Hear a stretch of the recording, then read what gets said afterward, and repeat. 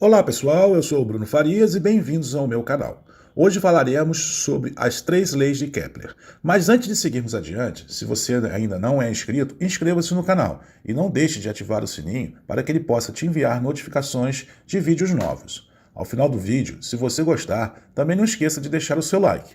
Esse é um canal de ciência e espiritualidade dedicado à regeneração da humanidade e do nosso planeta Terra. Vamos ao vídeo. Primeiramente, vamos falar quem foi Johannes Kepler. Ele foi um astrônomo, astrólogo e matemático alemão. Ele viveu lá entre 1571 e 1630. Ele escreveu algumas obras, da literatura científica, e as que mais se destacaram foram essas duas aí, Mysterium Cosmographicum e Astronomia Nova. E Kepler entrou para a história depois que ele publicou, desenvolveu e calculou as suas famosas três leis de Kepler. Então, vamos entrar agora na primeira lei de Kepler. Ele definiu essa lei como lei das órbitas e disse o seguinte: os planetas descrevem órbitas elípticas com o Sol num dos focos. E antes da gente entrar nos detalhes aí da constituição dele, da lei das órbitas, vamos primeiro entender o que é uma elipse.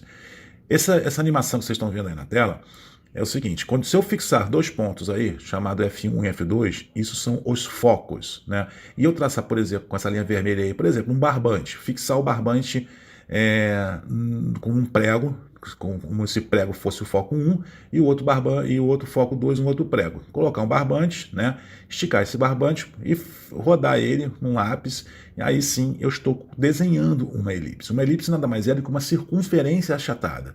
E uma forma bem legal de desenhar ela é essa, fixando dois pontos e fazendo um lápis, um giz, uma caneta, correr ao longo de uma tela aí, de um quadro, para você poder desenhar uma elipse. Então vamos agora falar um pouquinho da característica das elipses, tá? Ela tem uma elipse, como eu falei, ela é nada mais é do que uma circunferência achatada. Ela tem o que a gente chama de essa letra A aí, que é o semi-eixo maior, ou seja, é a metade do eixo maior, esse eixo horizontal que faz aí, que é o maior eixo da elipse, né? E também tem um semi-eixo menor, que a gente vai chamar de B, tá? Os focos da elipse estão aí, como vocês já viram na animação anterior, né? A partir dos focos que a elipse ela é desenhada, né? E a gente tem essa distância C, que nada mais é do que a distância ou do foco 1, né? Ou do foco 2, no caso aí está referenciado ao foco 1, que é a distância até a origem da elipse, né? Ou seja, o ponto onde o eixo maior se encontra com o eixo menor. A elipse ela tem uma característica que a gente chama de excentricidade, tá? E a excentricidade da elipse ela pode ser definida por essa equaçãozinha aí, que é a raiz quadrada de A ao quadrado, né? Ou seja, o semi-eixo maior ao quadrado, menos B ao quadrado, que é o semi-eixo menor, divididos por A, que é o semi-eixo maior, tá?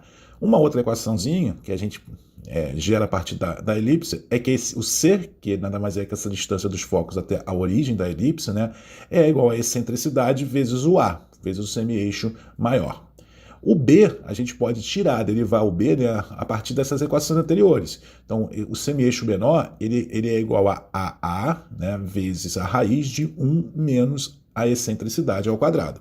Agora, nessa animação aí, vocês podem ver, eu deslizo uma slide bar, né? Isso aí inclusive faz parte de um app que eu fiz, um app chamado Gravidade, para você desenhar uma elipse, né? Você vê como é que desenha uma elipse. Então você vai deslizando ali a slide bar embaixo, você vai vendo ali, ó, que à medida que eu vou alterando a excentricidade da elipse, a elipse ela vai cada vez se achatando mais, até chegar a 0,99, que é o limite, né? Quando a excentricidade é 1, a elipse ela já não é mais uma elipse, ela é uma reta. Excentricidade 0, ela é um círculo perfeito. Então, à medida que eu vou aumentando a excentricidade, a elipse vai cada vez mais se achatando. Vamos fazer um exemplozinho agora para a gente entender isso melhor. A matemática da elipse, né? Qual é a excentricidade de uma elipse que tem um eixo maior de 20 centímetros e um eixo menor de 16 centímetros? Então vamos desenhar a elipse, tá? Ela está em escala aí, tá?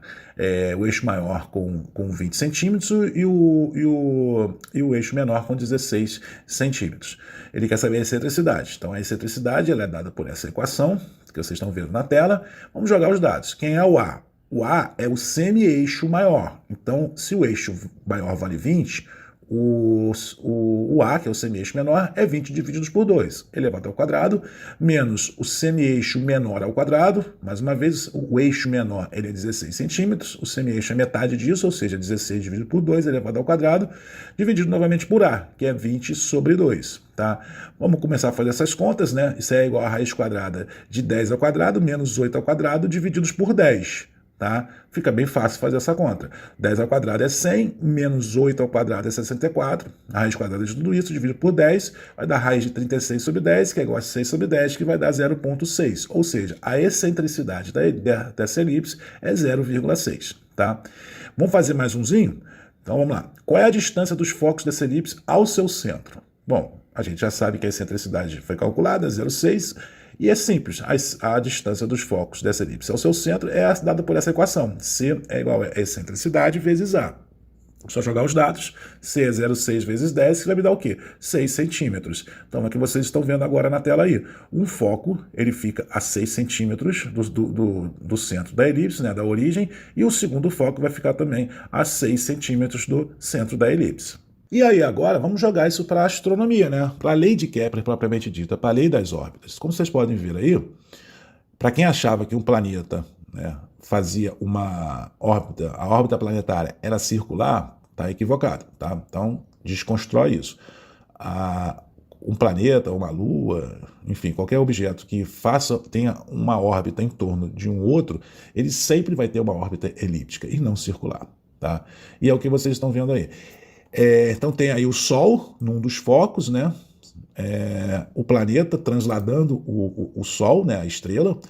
E a gente tem também dois pontos importantes na elipse, tá? O primeiro ponto é esse ponto aí que a gente vai chamar de ponto P. E o segundo ponto é esse ponto que a gente vai chamar de ponto A. Esse ponto P, a gente vai chamar ele de periélio, e na verdade é o ponto onde o planeta ele vai se encontrar mais próximo de sua estrela. E o ponto A a gente vai chamar de afélio, que é o ponto onde o planeta está mais distante da estrela. Tá? Então o periélio nada mais é que o quê? Que o A, que é o semi-eixo menor, menos o C, que é a distância entre um dos focos e a origem da elipse. Né? O afélio é simplesmente o A mais C, que é o semi-eixo maior, né, mais a distância de um dos focos até a origem da elipse. Isso é muito importante na astronomia. Periélio e afélio são conceitos muito comuns que se... E então vamos fazer agora um exercício propício para a astronomia, né? Sabendo-se que a excentricidade do planeta anão Eris vale 0,44 e seu semi-eixo maior são 10.152.309.897 quilômetros, determine seu periélio e seu afélio. Vamos colocar aqui o desenho aqui do esquema, né? Então a gente tem lá o Sol em um dos focos da órbita e a elipse, que é a órbita do planeta anão Eris. O periélio está representado aí como a letra P, ele vale A menos C, e o afélio está representado pela letra A, ele vale A mais C. Então foram dados o E, que é a excentricidade, o A, que é o semi-eixo maior, né, da órbita do planeta anão Eris. Tá? Então o que a gente vai fazer agora? A primeira coisa que a gente tem que fazer, a gente já tem o A, né, ali, o que é o semi-eixo maior. A gente precisa descobrir o C. O C nada mais é do que o quê? A excentricidade vezes o A, ou seja, 0,44 vezes a distância, o semi-eixo maior da órbita do planeta anão Eris, que são esses 10.152.309.897 quilômetros. Com isso, a gente chega à conclusão que o C, que é a distância no caso de um dos focos, né, do Sol até o centro da elipse, é 4.467.016.355 metros. Importante, tá, gente? Quilômetros, tá? Agora é simplesmente jogar na equação do periélio, que ele está querendo saber quanto é que é o periélio. Então o periélio é o A menos C, o A já foi dado, o C já acabou de ser calculado, o periélio vale 5.685.293.542 quilômetros. Vamos agora descobrir o A, que é o afélio, tá? Que é o A mais C. A foi dado, C foi dado, só jogar, continha simples de somar. O afélio, ele vale 14.619.326.252 quilômetros. E aí agora eu vou colocar aí ó, um esquema representativo da órbita da Terra e do planeta não Eris. Obviamente que isso não está em escala, nem de tamanho, nem de distância, enfim, mas está em escala de posições orbitais, tá? Então vocês reparem aí que a órbita da Terra ela é muito parecida, muito próxima a uma circunferência, porque a excentricidade da órbita da Terra é baixa, é esse 0,0167 que vocês estão vendo. Já a órbita de Eris ela é bem excêntrica, né? Ou seja, é uma elipse um pouco mais característica, né? Que vale 0,44, tá? Então repara o quanto que o planeta não Eris, ele tem um momento que ele se aproxima mais do Sol e outro momento que esse momento é o periélio, né? E outro momento que ele se afasta mais, que é o afélio. Já a Terra, apesar de ter uma excentricidade baixa, o periélio e o afélio da Terra também são diferentes, mas essa diferença é muito menor, é muito menos perceptível no caso do que do planeta não Eris, né? Porque a órbita dele tem uma excentricidade muito elevada. Aí só um detalhezinho, vocês estão reparando aí que o Sol, além de estar tendo um movimento de rotação, ele está tendo um movimento aí meio que circular em torno de um ponto, né? Isso daí é por causa do baricentro orbital. A gente vai falar sobre isso num vídeo que eu vou fazer ainda mais à frente aqui no canal. Bom, agora então vamos falar da segunda lei de Kepler. Kepler chamou a sua segunda lei de Lei das Áreas, e ele disse o seguinte: a linha que liga o planeta ao Sol varre áreas iguais em tempos iguais. Tá? Vamos esclarecer isso. Essa lei é bem simples, tá? E vai ser bem rapidinho. Então a gente tem aí o Sol, né, num dos focos, e um planeta que descreve uma órbita elíptica, como vocês estão vendo nesse desenho. Imagina que o planeta ele sai de um ponto A e vai num ponto B e leva esse tempo T aí. Vamos chamar esse tempo qualquer aí T. Tá? Pela lei de Kepler, quando esse planeta lá for percorrer o tempo na sua órbita, a distância entre o ponto C e D, ele vai percorrer essa distância com o mesmo tempo que ele percorre a distância do ponto A ao ponto B. Ou seja, eu tenho dois triângulos aí orbitais, né? Eu tenho esse triângulo número 1, que é do ponto A até o ponto B, e triângulo número 2, que é do ponto C ao ponto D. Essa segunda lei ela nos ensina que o quê? Que a área desse triângulo, do triângulo 1, ela é igual à área do segundo triângulo. Isso acontece desde que o tempo que o planeta demora para ir do ponto A até o ponto B seja o mesmo do que o tempo que ele demora para ir do ponto C ao ponto D. Essa segunda lei de Kepler ela é importante porque ela nos ensina que a velocidade orbital ela não é constante ao longo da órbita. Então vocês veem aí que para ir do ponto A até o ponto B, o planeta ele demorou um tempo igual, né, no caso, para ir do C ao D. Só que para ir do ponto A ao B, ele percorreu uma distância maior. Então a velocidade dele tem que ser maior. Para ir do ponto C ao ponto D, ele percorreu uma distância menor no mesmo tempo. Em outras palavras, a velocidade do ponto C ao ponto D é uma velocidade menor do que a velocidade do ponto A ao ponto B. Então a gente pode concluir que à medida que o planeta vai se aproximando da estrela, a sua velocidade orbital ela aumenta. À medida que o planeta vai se afastando da estrela, sua velocidade orbital diminui, certo? E a velocidade orbital ela vai ser máxima quando o planeta estiver aonde? Né? Qual é o ponto que o planeta está mais próximo da estrela? Né? No periélio? Então, exatamente no periélio é aquele ponto onde o planeta ele tem a maior velocidade orbital. O contrário é a mesma coisa. A menor velocidade orbital ela vai ocorrer quando? Quando o planeta estiver no afélio, que é o ponto mais distante de sua órbita. E agora, para finalizar, vamos falar da última e talvez a mais importante, né? A terceira lei de Kepler. Essa terceira lei, Kepler denominou ela como lei dos períodos, e ele escreveu o seguinte: ele nos disse, né, na verdade, o seguinte: os quadrados dos períodos de translação dos planetas são proporcionais aos cubos dos semi-eixos maiores de suas órbitas. Vamos descomplicar isso. Kepler ele chegou, depois de muita análise, muitos cálculos, eu não vou entrar em detalhes aqui, que o período do planeta elevado ao quadrado, ou seja, o T elevado ao quadrado, divididos pela distância do planeta, no caso, a distância do centro do planeta ao centro da estrela, que é esse D ao cubo, ele é igual a K. Esse K é uma constante. Kepler ele não sabia quanto que valia essa constante. Ele fez várias medições, principalmente com o planeta Marte, durante anos e anos e anos. E ele descobriu que essa relação do tempo ao quadrado, né, do tempo orbital do planeta, divididos pela distância ao cubo, daria sempre o mesmo valor, né? No caso referindo-se ao Sol, que é essa distância K. Ele não sabia como é calcular esse K. Tá? E para calcular esse K só foi possível alguns anos mais tarde, quando Newton começou a descrever a sua teoria da gravidade. Né? E eu vou mostrar aqui como é que a gente vai descobrir esse valor de K.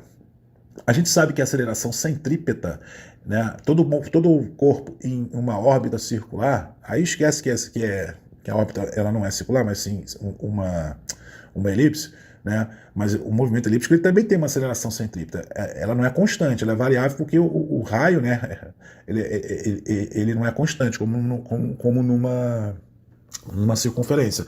Numa elipse, o raio ele é variável, né? Tanto que eles têm os eixos maiores e eixos menores. Mas vamos simplificar aqui as coisas. A aceleração centrípeta ela é dada por quê? Pela velocidade ao quadrado dividido pelo raio da órbita, né? Da circunferência. No caso aqui, o raio ele é dado pela essa distância, vamos chamar de d, que é a distância de centro a centro de um planeta para a sua estrela. Então, a aceleração centrípeta é a mesma coisa que velocidade ao quadrado dividido por d. A gente sabe lá da mecânica clássica que a velocidade ela é igual ao quê? Ao W, que esse W é a velocidade angular, vezes o raio da circunferência. Né? Então, mesma coisa que falar aqui no nosso caso, que a velocidade é igual a W, esse raio, que é vezes o D, que é a distância. Tá? Jogando uma no outro, eu vou chegar ao quê? Que a aceleração centrípeta, que era V ao quadrado sobre D, tá? Aí eu vou substituir agora o V por WD, aí ao quadrado ficaria W ao quadrado vezes D ao quadrado dividido por D. Então eu vou ficar com o quê? Com W ao quadrado vezes o D. Então a aceleração centrípeta nada mais é do que isso, que é a velocidade angular, W ao quadrado vezes D. Tá? Qual é a força que é atuante no planeta? Toda força é igual a massa vezes a aceleração. Né? Aí já começa a entrar Newton. Aí vocês começam a entender por que Kepler não conseguiu descobrir matematicamente, né, como que se chegava nessa constante K. Então, massa vezes aceleração, né, que vai ser igual ao quê? A massa é a massa que a gente está vendo aí, o mzinho, vezes a aceleração, que é a aceleração centrípeta, que a gente acabou de definir, W ao quadrado vezes D. Tá? A gente sabe também, lá da mecânica clássica, que o W, a velocidade angular, ele é igual a 2π sobre T. Esse T é o período que um objeto ele demora para fazer uma volta completa no movimento circular. Tá? No caso aqui, o período orbital de um planeta. Tá? E aí vamos jogar agora esses dados na equação, que essa força atuante no planeta ela vai ser igual vai ser igual ao quê? Esse m massa vezes W ao quadrado vezes D, ele vai ser igual ao quê? Vai ser o M, vamos pegar agora o W, que é 2π sobre T, substituir, elevar ao quadrado vezes D. E a gente vai chegar à conclusão que a força atuante no planeta é M vezes 4π ao quadrado, divididos por T ao quadrado, vezes o D. Tá? Mais uma vez, Newton entra na história, com a sua força gravitacional. Lá eu tenho um vídeo explicando sobre a força gravitacional, como que Newton chega nessa equação. G é igual a força gravitacional, é G, que é a constante de gravitação universal, vezes a massa M, que é a massa maior, no caso aqui é a massa do Sol, vezes M, que é a massa menor, a massa de um planeta, divididos pela distância entre seus centros ao quadrado, que é o nosso D que a gente está falando desde o início. Tá? Agora, simplesmente, eu vou igualar a força atuante do planeta com a força gravitacional. Ou seja, M vezes 4π ao quadrado vezes D divididos por T ao quadrado é igual a G vezes M maiúsculo vezes M minúsculo divididos por D ao quadrado. Temos um M minúsculo dos dois lados. Esse M minúsculo, na verdade, ele é a massa do planeta, né? Eu corto de um lado com o outro, eu vou chegar aqui, T ao quadrado, vezes G vezes M maiúsculo, que é a massa da estrela, né? É igual a 4π ao quadrado, vezes D ao cubo. E aí vamos arrumar agora para a gente descobrir que o período orbital, o T ao quadrado, dividido pela distância D ao cubo, né, é igual a 4π ao quadrado divididos por G vezes M, o que nada mais é do que o K lá que o Kepler descobriu lá no século XVII. Tá? Só reforçando, tá, gente, que essa distância D, ela sempre, como eu falei, ela sempre é de eixo a eixo, nada mais é do que o semi-eixo maior da órbita dos planetas. Tá? A gente já viu na primeira lei de Kepler lá a questão do semi-eixo maior. Tá? E aí agora vamos fazer dois exemplozinhos para a gente finalizar o vídeo, como é que se aplica a lei dos períodos, que é a terceira lei de Kepler. Tá? E nada melhor do que a gente calcular o período orbital da Terra em torno do Sol, ou seja, vamos calcular qual é a duração do ano da Terra. Tá? Dados, o G é a constante gravitacional, né, que é 6,67 vezes 10 elevado a menos 11. A unidade de G é esse número grande, esse grande aí, não se assusta com isso não, né? Newtons por metro quadrado, quilograma ao quadrado, tá? Isso no momento não é importante, mas esse é o valor de G, 6,67 vezes 10 elevado a menos 11, que é uma constante, ela vale para todo o universo, seja para uma estrela, para um planeta, para uma lua, para um cometa, para uma galáxia, para um buraco negro, enfim, para que for. É dada também a massa do Sol, 1,989 vezes 10 elevado a 30 quilogramas, e a distância do Sol à Terra. Lembrando que, só um detalhe, tá, gente? Essa distância, ela é sempre de centro a centro, e no caso da lei de Kepler, ela é o semi-eixo maior de suas órbitas, tá? Como está escrito ali, né? 2 semi-eixos maiores de suas órbitas. Então, esse D, o semi-eixo maior da órbita da Terra, ele é 149.598.023 quilômetros. Vamos pegar a equação de Kepler, T ao quadrado sobre D ao cubo, que é igual àquela constante K. A gente viu que a constante K é 4π ao quadrado dividido por G vezes M. E simplesmente agora definir quanto é que vale o T, o período, que é a raiz quadrada de 4π ao quadrado vezes D ao cubo divididos por G vezes M. E aí agora vamos colocar todos os dados que a gente já tem na equação, né? Só lembrando que, pelo Sistema Internacional de Medidas, a gente tem que trabalhar sempre com a unidade de massa em quilo, tá? Então a massa do Sol já foi dada, 30 em quilogramas, né? A distância do Sol à Terra, ou seja, o semi-eixo maior da órbita do Sol, da Terra em torno do Sol, ela foi dada em quilômetros. Então a gente tem que converter isso para metros, que é a distância, a metros é a unidade do Sistema Internacional. Então são 149 bilhões, 598 milhões e 23 mil metros, né? Isso elevado ao cubo, já multiplicado lá pelo 4 vezes o π ao quadrado, e vamos dividir por G, que foi dado, que é a constante de gravitação universal, que é o 6,67 vezes 10 elevado a menos 11, e divididos também pela massa do Sol, 1,989 vezes 10 elevado a 30.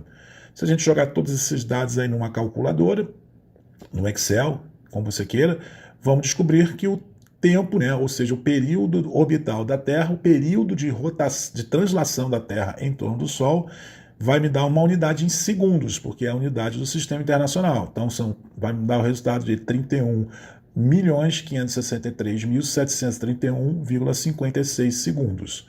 Vamos transformar isso em dias. Para transformar isso em dias, basta você dividir pela duração do dia em segundos. Duração do dia em segundos é 60 minutos. Um minuto, né, ele tem 60 segundos. Uma hora ele tem 60 minutos e um dia tem 24 horas. Então é 60 vezes 60 vezes 24. Tá? Fazendo a conta, a gente vai chegar a um número bastante próximo do período de translação da Terra em torno do Sol, ou seja, 365,3 dias. Né? Na prática, é um pouco menor do que isso, é 365,24, se eu não me engano. Tá? Então, número bem próximo aí. Essa aproximação ela é feita mais por causa do refinamento dos dados, né? No caso da constante gravitacional, que você entra com mais casas decimais, caso da massa do Sol, enfim. Então está aí provado quanto que dura um ano na Terra, né? São os famosos 365 dias que a gente conhece. E aí, para finalizar, vamos fazer a mesma conta agora. Dessa vez, em vez de calcular o período de translação da Terra em torno do Sol, vamos calcular o período de translação da Lua em torno da Terra. Né? Os dados G é o mesmo. Agora vamos botar aí a massa da Terra, que é 5,972 vezes 10 elevado a 24 quilogramas. E o semi-eixo maior, né, a distância, ou seja, de centro a centro, o semi-eixo maior da órbita da Terra em relação à Lua, são 384.400 quilômetros. Vamos jogar todos esses dados novamente na mesma equação, lembrando que converter lá os 384.400 km para metro, tá? Jogando tudo isso, a gente vai descobrir que o período de translação da Lua em torno da Terra equivale a 2.372.641,49 segundos, ok? Fazendo a mesma conta, para transformar isso em dias, né? Nós vamos dividir lá por 60 vezes 60 vezes 24, e a gente vai chegar à conclusão que o ano lunar, né, o tempo que a Lua demora para dar uma volta completa em torno da Terra, são 27,5 dias. Então é isso, pessoal. Chegamos ao final desse vídeo, e se vocês gostaram, não se esqueçam do like, isso ajuda a fazer esse vídeo chegar a outras pessoas que tenham interesse nesse assunto. Para quem não é inscrito, se inscreva no canal e não deixe de ativar o sininho para vocês serem notificados toda vez que eu colocar um vídeo novo aqui no canal. Muita paz e muita luz. Até o próximo vídeo.